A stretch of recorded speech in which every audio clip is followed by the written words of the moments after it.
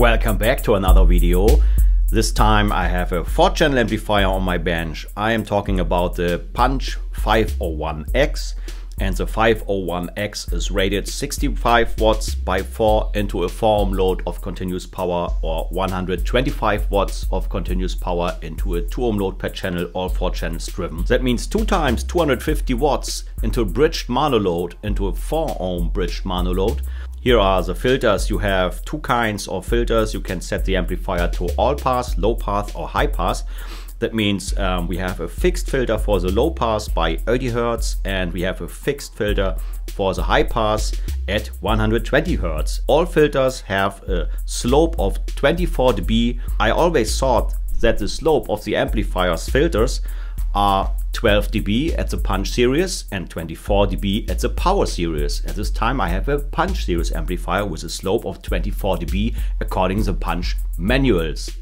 I always check the amplifier's idle current and take a look inside the amp, and as I open it I found some burn marks on the bottom plate of the amplifier, and the next step I saw that someone else already fixed the amplifier's power supply section. Some transistors have been changed and also the corresponding resistors. After adjusting the idle current, I found out that one channel has distorted output, and I found a suspected capacitor which caused the distorted output. 10 microfarads, 16 volts SMD silver capacitor. I replaced this capacitor with a regular one. The amplifier is fine again and is up and running. Produces clean audio, and it's ready for the dyno test. Here's a turn on indicator of the Rockford Fosgate 501X, and I turn off the light. I start this continuous power test into a 4-ohm load, all 5 channels driven, into full power with 1 kHz.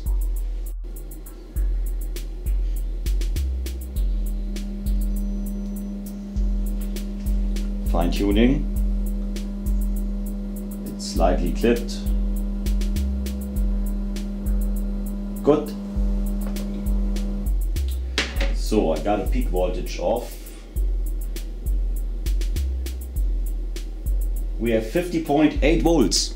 With 50.8 volts I have bridged mono 8 ohms to the fronts and to the rears. 165 watts of continuous power with 1 kHz. That means I have 82.5 watts into a 4-ohm load, all 4 channels driven, of continuous power with 1 kHz. Here we have the idle current. I start to give full power into all 4 channels.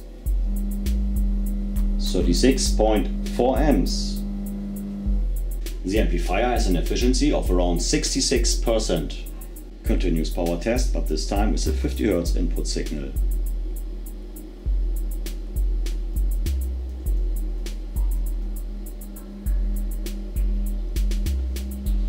I got a peak voltage of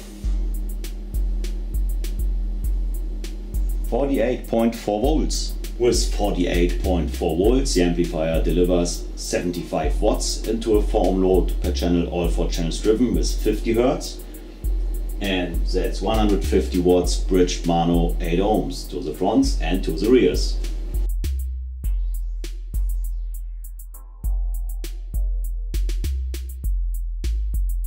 Continuous power test into a 2-ohm load, all 4 channels driven, 1 kHz.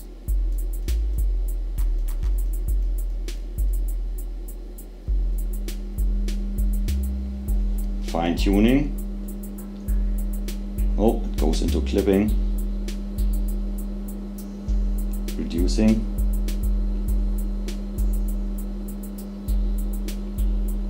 That's nice. We have a maximum voltage of 47.2 volts. With a 2-ohm load the amplifier delivers 142 watts per channel of continuous power with 1 kHz. Continuous power test into a 2-ohm load with a 50 Hz signal.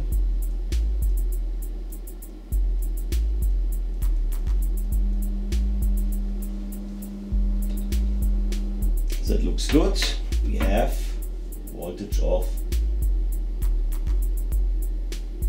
46.8 volts. The amplifier still delivers around 140 watts. With 20 milliseconds, the amplifier delivers bridged into a foam load in the fronts and the rears 305 watts, that's 152.5 watts into a 2 ohm load per channel, all channels driven. Burst power 8 milliseconds.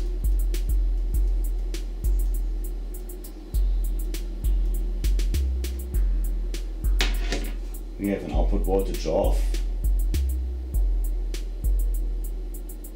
48.8 volts.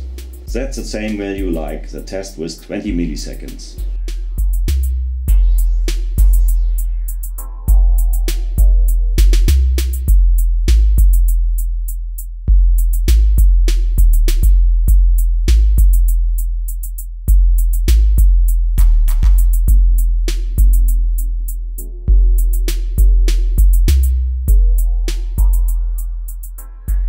Now it's time for the sound check.